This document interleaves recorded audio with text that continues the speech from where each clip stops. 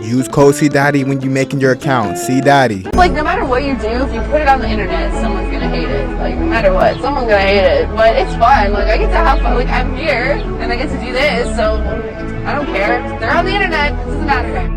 YouTube, what's good, YouTube? It's your boy Crime Daddy. Today, we got a very interesting case. We got the man who executed the most perfect heist ever by that boy Loom. Now, we are new to Loom. We watched the Loom video before. He dropped straight bangers. You know, you get these crime videos Monday through Friday. On the road to 100,000, man. Let's go ahead and get into this video. Fortaleza, Brazil, March.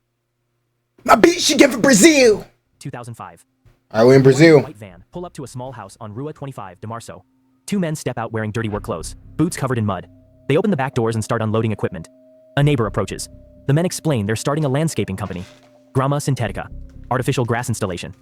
The neighbor seems satisfied. The house has been empty for months. Good to see someone using it. But here's what the neighbor doesn't see. Those bags of soil aren't being unloaded. They're being loaded into the van. The men aren't bringing supplies in. They're taking something out. Meet Luis Fernando Ribeiro, 42 years old. Career criminal. Former bank security consultant. Wait. The house has been empty for months. Good to see someone using it. But here's what the neighbor doesn't see. Those bags of soil aren't being unloaded. They're being loaded into the van. The men aren't bringing supplies in. They're taking something out. Meet Luis Fernando Ribeiro, Soil? 42 years old. Career criminal. Former bank security consultant. He knows how banks work because he used to protect them. Now he's going to rob one. And he just rented this house for one specific reason. That's how it be. It be the niggas that used to ride. I mean, they used to work at the place, bro. As we used to see. Like the McDonald's nigga. The McDonald's nigga. He robbed damn near every McDonald's in the fucking country. All because he worked there. He learned the in and outs. Now this dude worked at a bank. He know the in and outs. Now he about to rob these niggas. It sits exactly 256 feet from the Central Bank of Brazil, in a straight line. For the next 3 months, Luis and his crew will dig a tunnel under downtown Fortaleza, through clay, through rock, through underground water pipes, through electrical cables, straight into the bank's vault. If they succeed, they'll steal 164 million reais, roughly $70 million in cash. But right now, standing outside that house with shovels and pickaxes, Luis has no idea if this will work. He doesn't know if the tunnel will collapse, if they'll hit a water main and flood, if someone will notice 25 men disappearing into a house every night for 3 months. All he knows is the vault is there, the money is there, and nobody expects someone to dig 256 feet through solid ground to reach it. In 96 days, that money will be gone. The Brazilian police will have no idea how it happened. But what Luis doesn't know yet is this. In a crew of 25 men, someone always makes a mistake. And that mistake will turn the biggest heist in Brazilian history into the biggest manhunt. The clock is already ticking. What's the mistake? 6 months earlier, September 2004, São Paulo. Luis Fernando sits in a bar with 4 other men. They're drinking beer, talking quietly. To anyone watching, they look like old friends catching up, but they're planning a robbery. One of the men is an engineer, former subway construction. This was the most perfect heist ever. Would we even know the nigga name that did it? Am I lying? He knows tunnels, soil, stability. Another is a former bank employee. He knows the central bank's security, vault locations, guard schedules. The third is a locksmith, high security systems. The fourth is a money launderer. He moves cash without triggering alerts. Luis explains his idea. Most bank robberies fail because of time. You have 3 minutes before police arrive. Maybe 5. But what if time wasn't a factor? The engineer asks how. Luis spreads a map on the table. Central Bank of Brazil, Fortaleza branch. He points to the vault, then to a residential street 2 blocks away.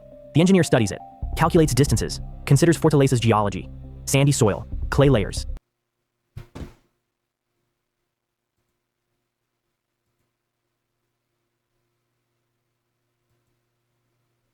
My bad, y'all. I'm like, bro, why is he talking so damn fast? He says it's possible, difficult, dangerous, but possible. The tunnel would need to be roughly 80 meters long, about 260 feet, 3 meters deep, minimum, working every night, 3 to 4 months, removing roughly 1 ton of dirt per day. Luis nods.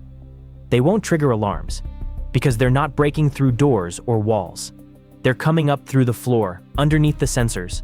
The locksmith asks about the vault door. 4 inches of reinforced steel, time-locked. Luis smiles. They won't need to open it. The vault has a weak point, the floor, concrete and rebar, but not steel. They'll drill through from below. The men sit in silence, considering the plan, the risks, the payoff. Finally, the engineer All speaks. that a bloody bar off a drunk idea. He's in. but they'll need at least 20 more people. Diggers, support team, lookouts. Within 2 weeks, Luis assembles his crew, 25 men total. How do you get 25 men to help you dig in dirt to rob a bank? Each with a specific role. Each promised an equal share. But there's one problem nobody discusses. In a crew of 25 people, all it takes is one mistake. One person talking, one jealous girlfriend, one curious neighbor, and the entire operation collapses. February 2005. That's what I'm saying. I wouldn't even feel comfortable asking someone to help me. Like, in fact, you got 25 niggas. There's no way you went 25 for 25. So there gotta be some people that decline. And what if they fucking run their mouth? Fortaleza. Luis rents the house on Rua 25th of March. Small. 2 bedrooms. Garage. Nothing special. The landlord asks what he'll use it for. Luis explains he's starting a landscaping business. Needs storage space for equipment. The landlord accepts 3 months' rent in cash. No questions asked. The next day, Luis and his crew begin setting up. They paint a sign, Grama Sintetica, professional landscaping services. They park the white van outside, stock the garage with rakes, shovels, bags of artificial grass. To neighbors, it looks legitimate, just another small business. But inside the house, they're preparing for something else entirely. The crew removes all furniture from the back bedroom, pulls up the floor tiles, starts digging. The first they finessing like they working on the house. Okay. challenge appears immediately. The soil is harder than expected. Clay mixed with rock. Progress is slow, painful. The engineer adjusts the plan. They'll need better tools, pneumatic drills, reinforced shovels, more time. Luis approves the changes, orders equipment. They can't rush this. One mistake and the tunnel collapses. Or worse, someone notices. By the end of the first week, they've dug down 10 feet, created a vertical shaft, reinforced the walls with wooden beams. Now comes the hard part. How did they work this hard on something else, nigga? They actually could have worked for this money. Like, it's 25 people. Good Lord, bro. This is actually sad. Horizontal tunnel. The engineer calculates the angle, the direction. Using a compass and maps, he marks the exact trajectory. 256 feet, northeast, straight toward the bank.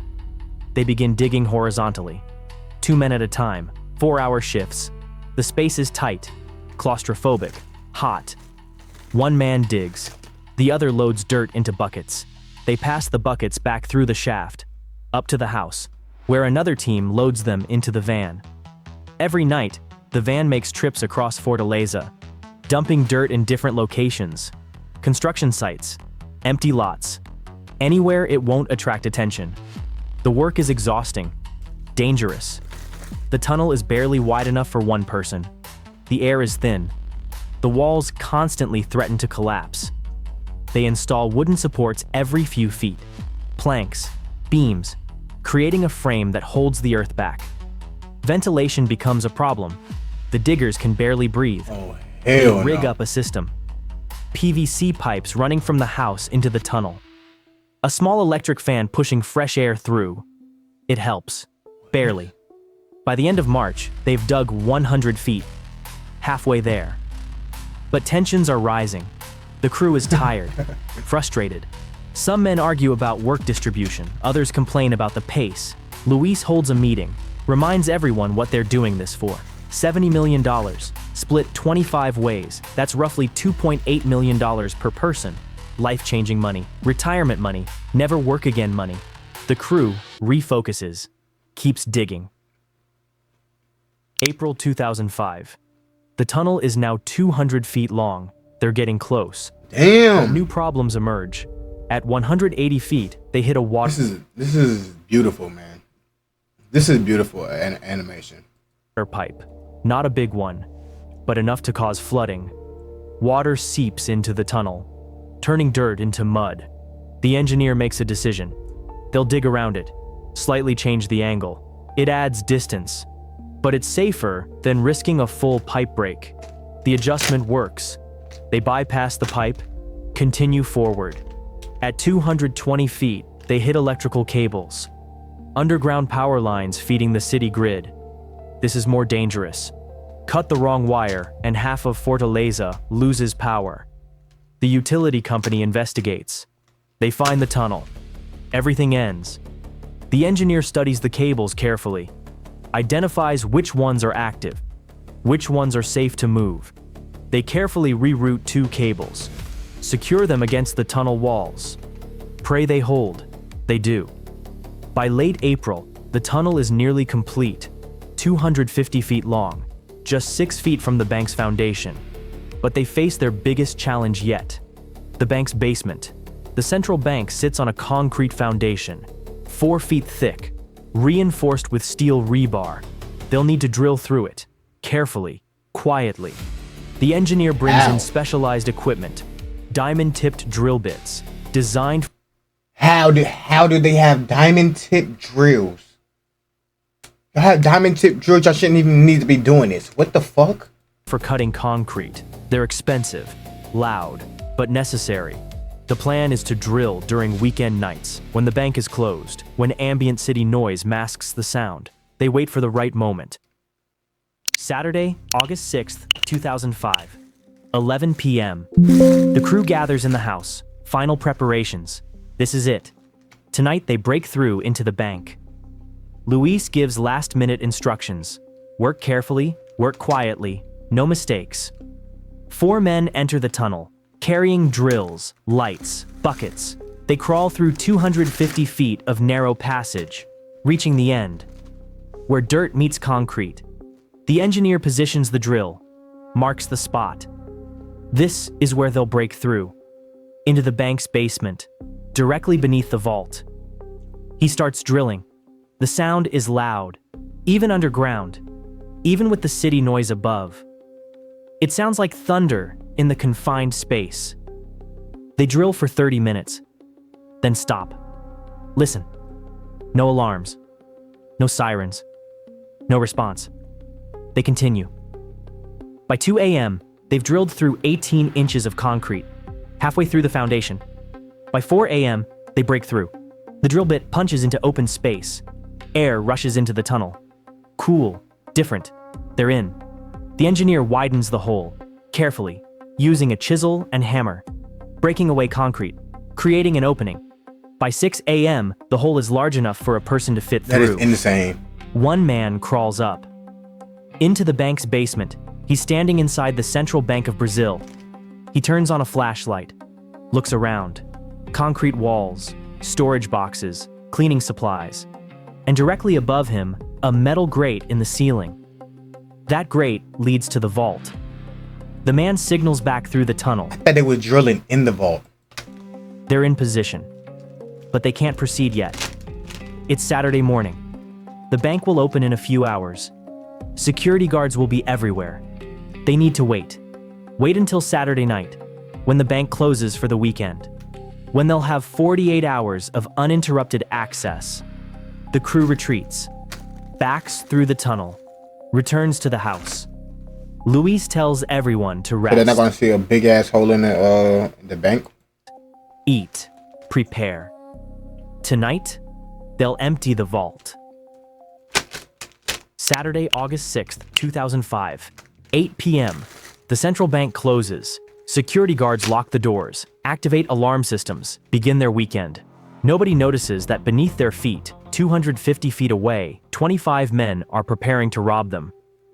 At 10 p.m., the crew enters the tunnel, not all at once, in shifts, 5 men at a time. They carry bags, tools, flashlights, water bottles. The first team reaches the basement, crawls through the hole in the foundation, stands inside the bank.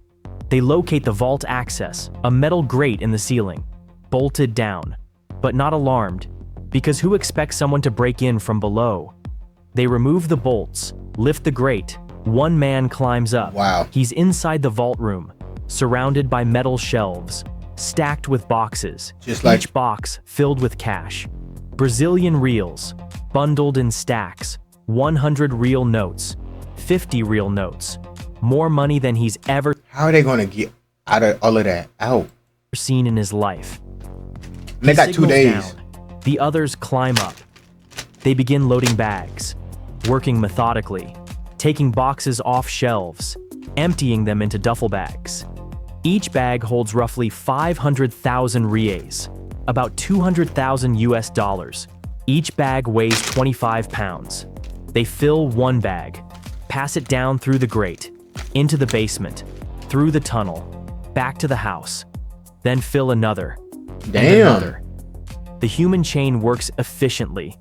One man in the vault, one in the basement, 6 men in the tunnel, passing bags along, like a conveyor belt.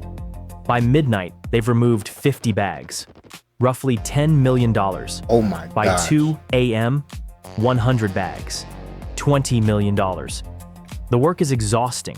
The bags are heavy. The tunnel is cramped, but nobody complains. This is what they've worked for. 3 months of digging, 3 months of risk, and it's paying off.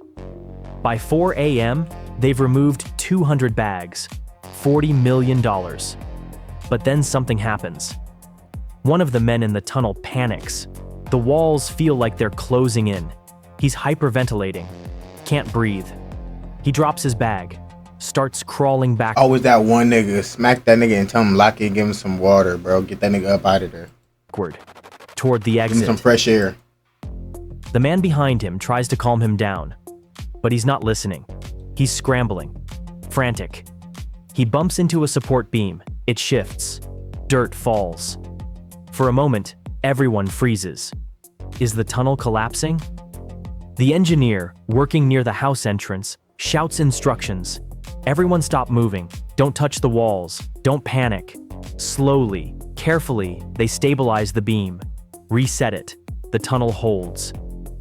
The panicked man makes it back to the house. He's done. Can't go back in. Luis doesn't argue. One man down isn't a problem. They have 24 others. The operation continues. By 6 a.m. Sunday morning, Take it out that nigga's cut. I ain't gonna lie. they've removed 300 bags, $60 million. The vault is half empty, but the sun is rising. They need to be careful. Neighbors will wake soon. See the white van making trips. Might get suspicious. Luis makes a decision. They'll pause during daylight hours. Resume Sunday night. The crew backs out of the tunnel, returns to the house. Exhausted but exhilarated. The house is filled with money. Bags stacked in every room, on beds, on floors, in closets, $60 million in cash, and they're only halfway done. Sunday, August 7th, They about to take 2005, everything. 8 p.m. The crew returns to the tunnel. This time, they're moving faster, more confident. They know the route, know the system. By 10 p.m., they're back in the vault, loading bags again. By midnight, they've removed another 50 bags, $10 million. By 2 a.m., another 50 bags. They're emptying entire shelves now, taking everything, bills, coins, even foreign currency. The vault that was once packed Alright, they're with not money playing. Y'all taking every, like, coins too? is now mostly bare, just a few boxes left. By 4 a.m., they've removed the last bags. Total haul, 164.8 million reais, roughly 70 million US dollars. The crew stands in the empty vault. Imagine the first bank employee that walks through there. I know their heart is like dropped to their fucking toe. Stunned. They actually did it. One of the men suggests leaving a note. Something funny. A calling card. Luis says no. The less evidence, the better. They climb back down, through the basement, into the tunnel, but they don't seal the entrance. They leave it open, because they still need to make final trips, remove equipment, erase traces. By 6 a.m., the entire crew is back in the house. The white van has made its last trip. The tunnel is empty. The equipment is stowed. Luis looks at his crew. 25 men. Exhausted. Dirty. Rich. He tells them to go home. Clean up. Act normal. Don't spend money suddenly. Don't attract attention. They'll divide the cash later. Once things cool down, the crew disperses, leaving in small groups, taking different routes. The house on Rua 25 de Março is quiet. I'm at least taking some. I'm taking something with me. A handful, pocketful. I'm taking something, bro. Just another small business. Nothing unusual. Inside, 164 million reais sits in bags, hidden in rooms, waiting. And 256 feet away, the Central Bank of Brazil has no idea it's been robbed. Monday, August 8th, 2005, 7:30 a.m. The central bank opens, security guards unlock doors, begin their morning routines. Everything seems normal. At 9 a.m., a bank manager needs to access the vault. Routine inventory check. He enters the vault room and freezes. The shelves are empty, completely empty. Boxes gone, money gone. He runs to alert security. Within minutes, the entire bank is in chaos. Guards rush to the vault. Managers make emergency calls. Police are contacted. At first, they can't figure out what happened. No broken doors, no triggered alarms, no signs of forced entry. Then a security guard notices something. A metal grate in the vault floor. It's been removed. He looks down through the opening and sees the hole. A tunnel entrance, roughly 3 feet wide, disappearing into darkness. The police arrive. Federal police, military police, bank security. They send men into the tunnel, crawling through 250 feet. But they should have found a way to cover that, bro. If they find a way to cover that, bro, it's telling you it would have been wraps. Done deal. They should have used some of that money to find a way to cover that, bro. Of narrow passage. They emerge in the house on Rua 25 de Março. Empty, abandoned. Just some gardening equipment, artificial grass samples, a painted sign for a landscaping company that never really existed. The police search the house. Find nothing. The money is gone. The crew is gone. They question neighbors. Did you see anything unusual? The neighbors describe the landscaping company. The white van. Men coming and going at night. But nothing suspicious. One neighbor mentions they seemed to be removing a lot of dirt. The van was always loaded when it left. The police realize what happened. The tunnel. They were digging for months, removing dirt every night, right under everyone's noses. It's brilliant, audacious, and completely successful. But here's the question. In a crew of 25 men who just pulled off a $70 million heist, how long do you think it takes before someone makes a mistake? 3 weeks after the heist, you're watching a man walk into a car dealership in Fortaleza. He's looking at a brand new Honda Civic. Black, leather interior, top of the line. The salesman asks how he'll pay. The man pulls out a thick envelope. Cash. 45,000 reais, roughly 18,000 US dollars. The salesman asks where the money came from. The man smiles. Says he won the lottery. Lucky week. The salesman nods, processes the paperwork. But something feels off. This guy doesn't look like a lottery winner. He looks nervous, sweating, keeps checking the door and the money. It's all in 100 real notes, still crisp, still sequential. The salesman has seen enough crime shows to know what this looks like. After the man leaves, the salesman makes a decision. He calls the federal police.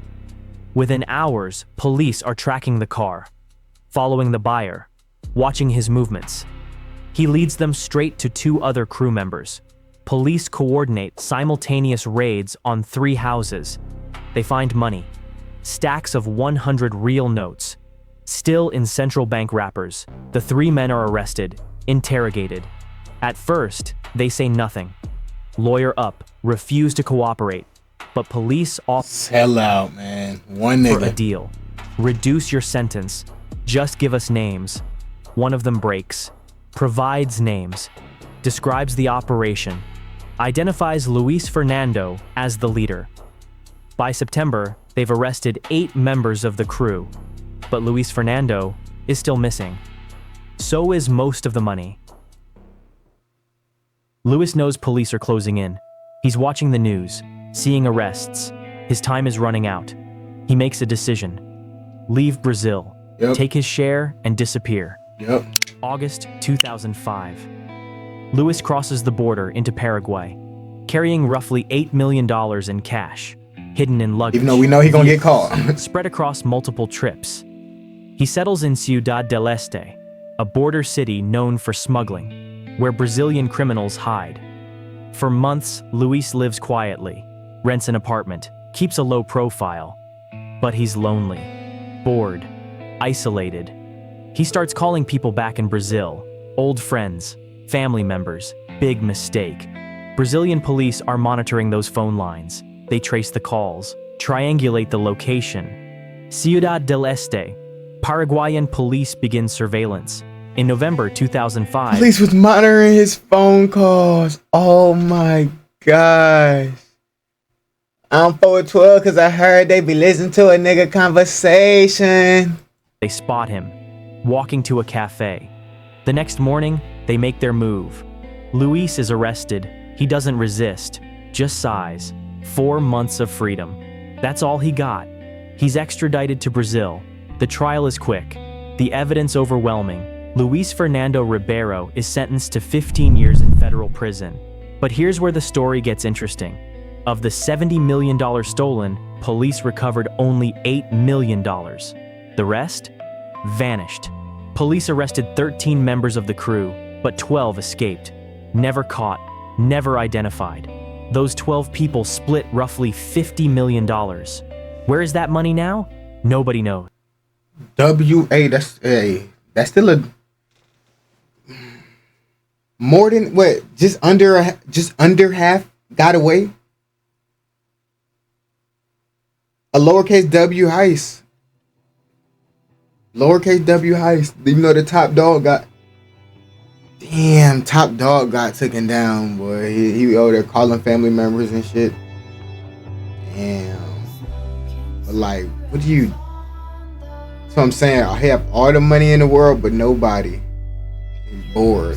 Can't really go out. Well, I know he like wasn't worth it, bro. That's what I'm saying. That shit's so dumb. Let me know what you think of that down below. Over to 100,000 men. I'm out to this.